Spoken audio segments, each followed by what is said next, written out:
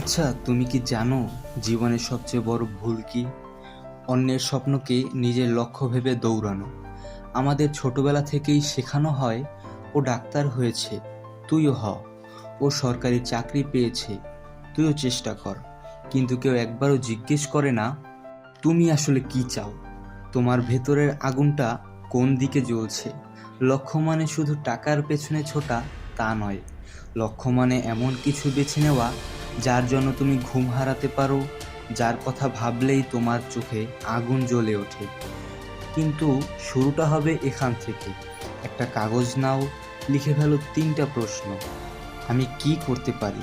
2, আমি কোন কাজে সময় ভুলে যাই? এবং 3, আমি কোন কাজে অন্যদের সাহায্য করতে পারি? এই 3টা প্রশ্নের উত্তর লুকিয়ে আছে তোমার আসল লক্ষ্য।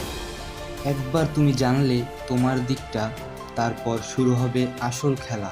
প্রতিদিন ছোট ছোট পদক্ষেপ। আজ 1 ঘন্টা দাও শেখায়, আগামীকাল 2 ঘন্টা। ধীরে ধীরে তুমি এমন জায়গায় পৌঁছে যাবে যেখানে বেশিরভাগ মানুষ শুধু স্বপ্ন দেখে থেমে যায়।